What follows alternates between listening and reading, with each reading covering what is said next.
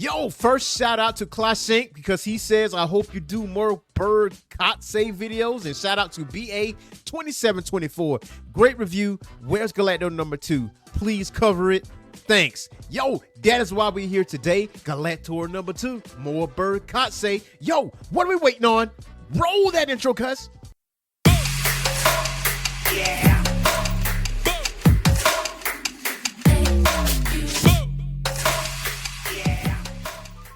What's going on, Geek Corner? This is your boy, Earthsmack the Mad Scientist, and welcome back to the Orange Phoenix Media channel. So today, by request, we are covering Galactor number 2. Now, I did Galactor number 1 a year ago, and I still get comments on that video saying, hey, we love what you did with BERG KATSE. Can you do another video, at least on Galactor number 2? And I read Galactor number 2 recently, man, and it is even better than issue number 1. This is part of a 4 issue miniseries just centered around BERG KATSE, what he does in the day-to-day in Galactor, being the right-hand man of Leader X, because there is a pest in the midst of Galactor, and it's not the Science Ninja team. It's not Gotcha Man. This is somebody else totally different, and we're going to jump into that, and you want to stick around to the end of this video because I'm going to give you my personal review on Galactor number 2. Let's get into it. So I got to recap just a little bit with issue number 1. Now, BERG KATSE has made some deals. He made some deals with the mafiosos and in ways to fund Galactor.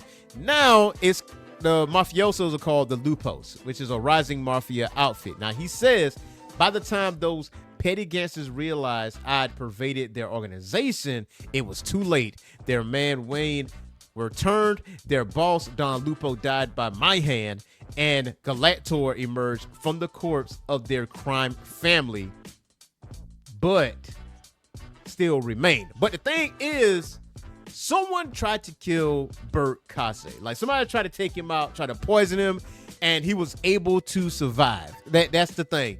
And considering the fact that he immediately thought that someone tried to take him out, he started investigating. He started like dressing up as some of the grunts within Galactor, trying to get information, trying to find out who exactly is making these moves. Like, he interrogated the chef, and the one unique quality about BERG KATSE is that he can tell if you are lying or not. Like, no matter what your facial expressions are, if there's the tiniest of twitches in your face, he's going to know you're lying or you're ignorant to the fact of whatever's that's going on.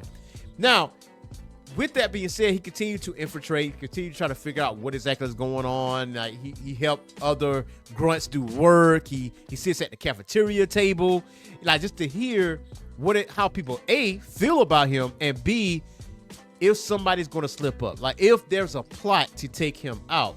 Now, from that standpoint, he was able to narrow it down because yes, it was food.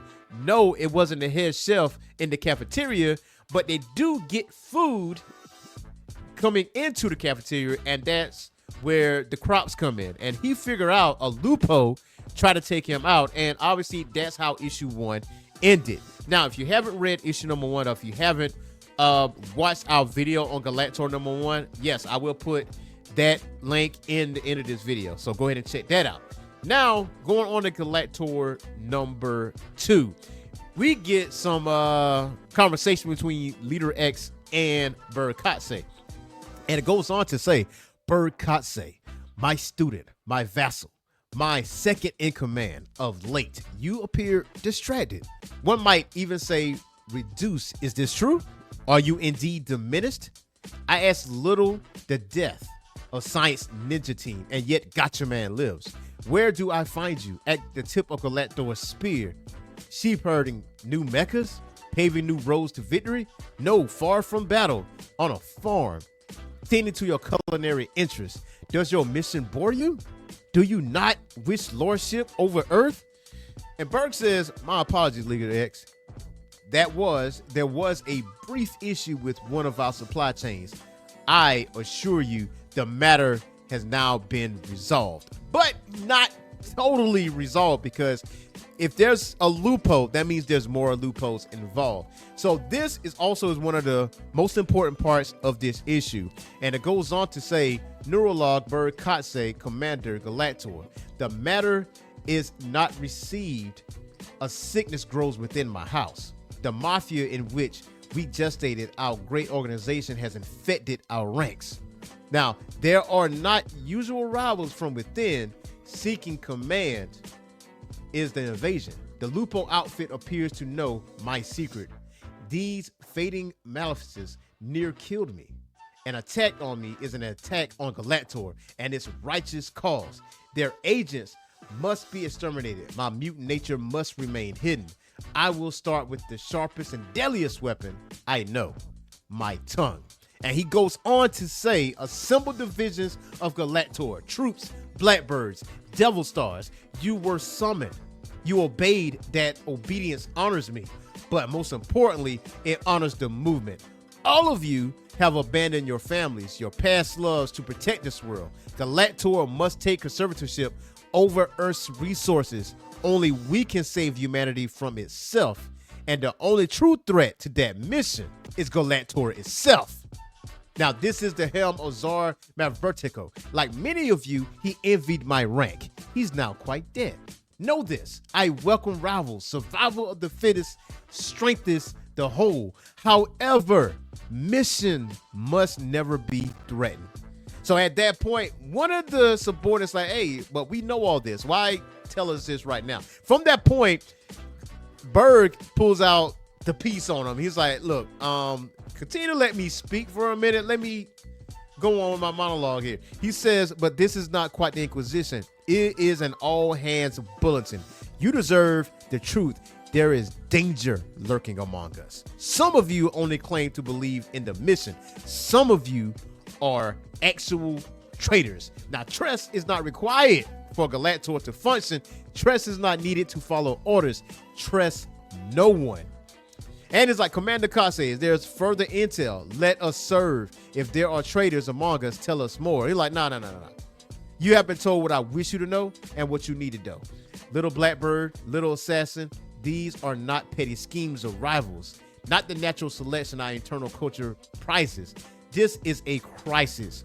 You wish to serve? Do so. Obey me to the letter. I do not need your help. I need all you keenly aware that everyone in these halls could be a threat. Anyone you meet may want to destroy everything we hold dear. Now, that particular page right there, or pages, that basically sets the tone for the rest of everything, because BERG is very, very cunning. He is very smart. That he can spot a lie a mile away. He's very sharp in the tongue. He is a master of disguise, and he's a master manipulator. And he's very hard to take out. As they tried to poison this man, he still survived. Like, he still survived and was able to, within an issue, figure out the source of the poison, but be smart enough to know it's not just him. Like, he's not smart enough to be the one to take me out. Obviously, if there's one, there's quite a few. Now, he goes back to be a master of disguise, and he hears his subordinates, talk about, there's stuff going on in the ranks, and none's the wiser. Like, none of them know that BERG is within the ranks. Like, he's infiltrating, like he's listening and, eavesdropping on everything that's going on. But he continues to gather more intel. So he goes on to say, when you're properly functioning, the GALACTOR is very much like a cage. Easy to enter, hard to escape, and painful when rattled. Thus, I have been rattling. Saying too much would have made us seem weak. It may have inspired new rivals. Now is not the time for distractions and amusements. Know our allegiance, know just enough to know there's more to be afraid. A nebulous external threat could hide anywhere in anyone. It breeds unrest. As the men grow more paranoid, I need only watch for any Lupo agents to slip up and reveal themselves. The Lupos boasted that they were everywhere. Disguises will be the key for us both. If these traitors do know my secret, that they may prove formidable. My true strength, my true intelligence is a tool not only known to Leader X. Now, from that standpoint, he goes on to research some of these people that is within his ranks in Galactor. Now, he was able to pinpoint 4 individuals by surveillance purposes. So from that standpoint, like, all right, I'm gonna infiltrate even further. I'm gonna become the master of disguise once again. But this is where we're gonna stop. Now, this is where we're gonna go to the true enemy that is revealed as Don Lupo himself. Now, Don Lupo says, then give it here and forget Canis. Call me Don Lupo. You know the truth. All these years looting and recruiting, buying the winery and the name as a front, all to strike back at the mutated freak. Katse's smart, Carlo, so we got to play dirty. All of Galactor is bugged one way or another. He's got people checking the trash, but not the septic system. Our moles flush the messages, our sanitation boys snag them. And we get word the mutant's alive. So much for Farmer Philku's poison saffron. That's fine. The note says Katse's told the truth, something's up. That means he's nervous. And we've got redundancies, tons of assassins to burn, traps within traps. That's the way. Now, Carlo asked him, say, okay, Don Lupo, we've been working men into Galactor for a long time. They can't all be bait, can they? He's like, you don't even know how many. No one does. No one but me. And they all knew the deal going in. If you're not the kill shot, you're the bait. Even my little sister. Hell, she was born for this. Vendetta is an ancient art, and every Lupo knows the respect to craft. Galactor gutted us.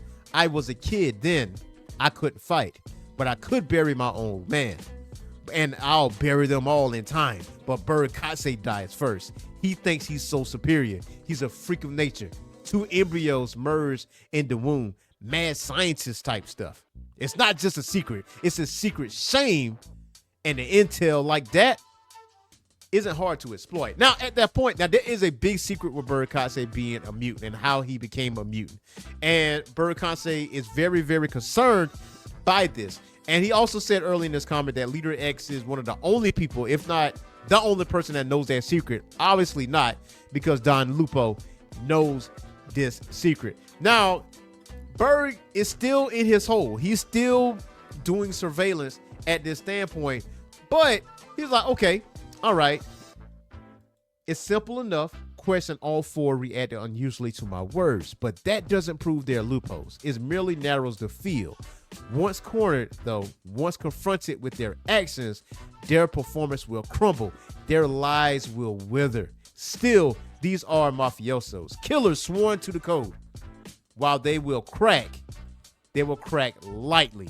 So my calculations must be cruel to shock the others into talking. And from that point, he takes out one of the Blackbirds. He takes out one of the Black Ops personnel. Now, if he was wrong on this, he's like, they're replaceable. If he was right on this, then the reactions from everybody else gonna give the tell to anybody. So at that point, they call BERG to actually do the research, because he shows up to this murder and he says, this poor little bird. He like, it seems he slipped into the night. Quite the tragedy. Now, as he talks, he sees everybody else's reaction, right? So at that point, he was able to nail it down. Now he disguises himself as one of the grunts. Now, from that standpoint, it says, fair enough, I heard someone took a hard look at one of the Blackbirds last night. Heard that was an incident. He like, come on, Katse, got our hackles up and someone took matters into their own hands. You're saying another grunt took him out, thinking he was a traitor? He like, no grunts killing a Blackbird and getting away clean. It'll take another Blackbird or one of them Devil Stars or Katse himself. If it was him, then it ain't safe anywhere. Ain't nothing happens here that he don't find out about. Maybe he's already got this fixed. Maybe that bird was one of them mafia bums after all. And he's like, mafia, like wise guys? But he didn't say nothing about no monsters, right? Like, where do you get this stuff, man? You trying to prank me? Like, who's even watching? Now, from that standpoint, like, you kind of let yourself off right there. Like, I never mentioned anything about mafia bosses. I never mentioned anything about mafiosos. But I got the information I need out of it, because you're not the only one. That means there's others around. So now that fast forward over to the top of basically the helicarrier. Now, at that point, this young lady says, "Nice morning, isn't it?" We don't get many inspections up here, especially from the commander himself. He like, "Yes, well, the commander understands the skill and dedication of the Devil Stars.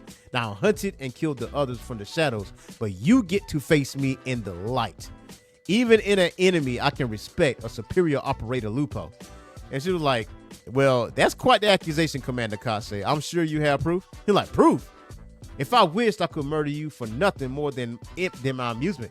You're very good." The rest buckled as I closed the net. Got sloppy, nervous, but not you. Your initial micro expression during my speech was all I had going on. Since then, you haven't blinked wrong, but I can't seem to let go of that one little flinch.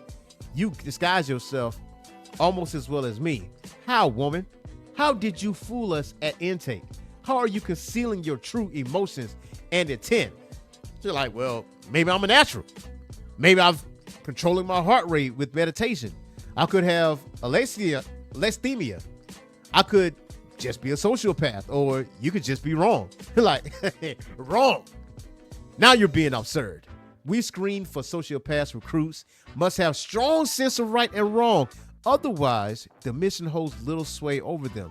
You're lying even now. It's not humanly possible to fool both me and GALACTOR scans. From that standpoint, this young lady gets the jump on BERG KATSE, and he is shocked. He was like, nobody's human is that fast. He was like, someone is. And she shoots BERG KATSE, and she goes on to say, "The second you spoke at the all hands, I knew someone else had taken their shot and missed.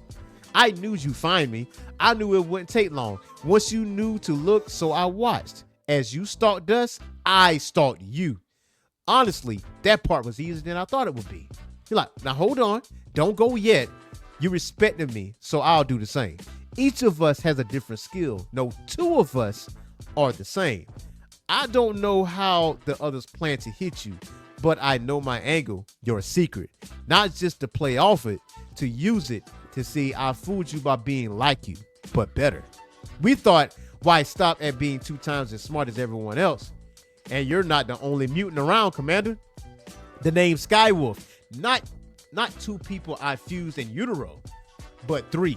The Lupos have planned your death for a long time, a lifetime in fact. My lifetime, I was born for this. And with you gone, GALACTOR doesn't stand a chance." Now, this is the end of GALACTOR number 2. My boy BERG KATSE is down. This man is down and out, man. Now, once again, someone gets to jump on him. Now, I got to give you my personal view on GALACTOR number 2. Now, the thing is with this is, even though BERG KATSE is like one of the smartest, more calculating people, you can still get too close, right? You can still get too close to the point where you yourself can get hurt. But let's not forget the fact that BERG KATSE is a mutant. Now, there's a high probability that BERG will survive this in the next issue, somehow, some way, by hook or by crook. And it seems that there is a natural progression upwards to being an issue ahead better than the last. So this issue number 2 was better than issue number 1. So issue number 3 is definitely gonna be better than issue number 2. We just got to have a good finale. Now, yes, there is a lot of dialogue here between the two, well, especially with BERG KATSE, but this comic is more espionage-like. Yes, there's some action sequences there, but it definitely feeds off the fact that it's kind of got that espionage noir type of feeling. I got to investigate what's going on. This is a distraction.